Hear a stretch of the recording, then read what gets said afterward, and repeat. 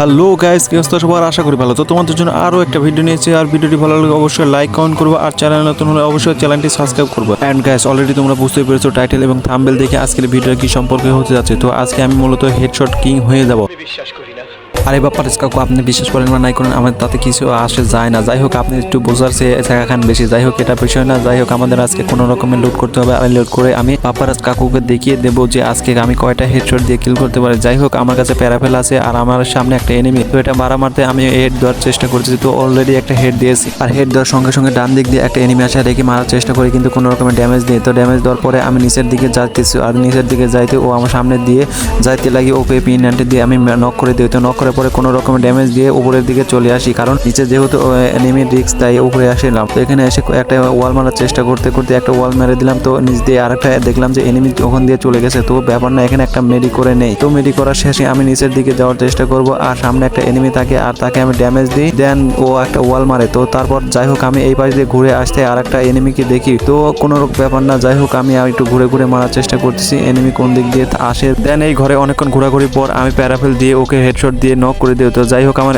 প্যারাফেলে এমন না থাকা আমি P90 দিয়ে ওর ফিনিশটা দিয়েই দিই। তো এখানে আরো এনিমি আছে চারিদিকে, তো আমাকে একটু সতর্ক হলে খেলতে হবে। যাই হোক, আমার সামনে আর একটা এনিমির লোকেশন দিয়েছে। তো আমি চাচ্ছি নিচে গিয়ে ওরে মারবো, আর এনিমিটাকে মারার পরিকল্পনা করতে করতে সামনে দেখি যে এনিমিটা। তো এখানে ড্যামেজ দেওয়ার চেষ্টা করি, কিন্তু কোনো রকমের ড্যামেজ লাগতেছে, আবার লাগতেছে না, মিস ফায়ার হচ্ছে। যাই হোক, এখানে ও সেফলি নিচে। তো ডানে যাইতে আমি আর একটা হেডশট দিয়ে ওকে নক করে দিই। তো ওকে ফিনিশ দেওয়ার জন্য আমি ডান দিক দিয়ে যাই, কিন্তু এক বটলা পিছন থেকে আমাকে মেরে দেয়। যাই হোক, এই এনিমিটা বট কিনা তা তোমরা অবশ্যই তার নাম দেখে বুঝতে পারো, আর এখন ডিসপ্লেতে দেখতে পাচ্ছ তার নাম কখনো চেঞ্জ হয়নি। যাই হোক, এর কথা বাদ দিয়ে আমরা আসি মূল কথায়। তো এখানে সামনে আমার টিমমেট গুলোর সাথে অনেক ফাইট নিচ্ছিল। তো এখানে থাকতে আমি কোনো রকমের ড্যামেজ দেওয়ার চেষ্টা করি, কিন্তু না, কোনো রকমের ড্যামেজ দেওয়ার পরেও ও নক হয়নি। আর সামনের দিকে বারবার ড্যামেজ দিতে চাচ্ছিলাম যে কোনো রকমের যদি একটা নক হয়, আর এদিকে আমার টিমমেট একজন নক হয়ে গেছে। তার নক হওয়ার পরে আমার টিমমেট আর একটা ওকে রিভাইভ দিয়ে দেয়। তো রিভাইভ দিতে আমি সামনের দিকে যাচ্ছিলাম খুবই জোরে, তার কারণ আরো এখানে স্কোয়াড আসার সম্ভাবনা রয়েছে। তো অলরেডি একটা গাড়ি নিয়ে এখানে আসতেছে। তো আমি ডক্টরের পিছনে গিয়ে লুকাই, অ্যান্ড আমি এখানে লুকাতে পারলাম আমার টিমমেট এখানে কোনোভাবে সেফলি নিতে পারে না। তো ওদেরকে দুজনকে অলরেডি দেখতেই পাচ্ছ নক করে দিচ্ছে, আর আমি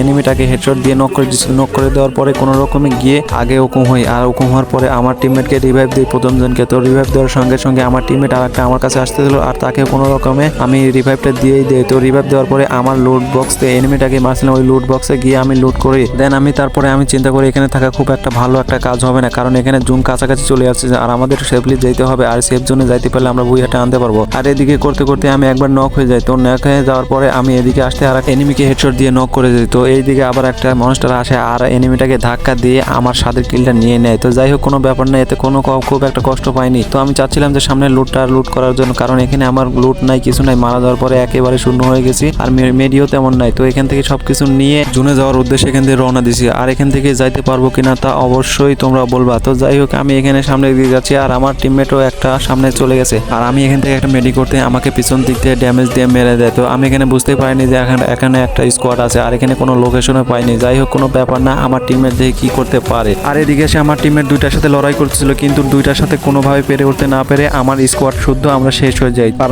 গাইস, আমার ভিডিওটি এই পর্যন্ত ছিল, আর ভিডিওটি কেমন লেগেছে অবশ্যই একটা লাইক এবং কমেন্ট করে বলবা। ধন্যবাদ।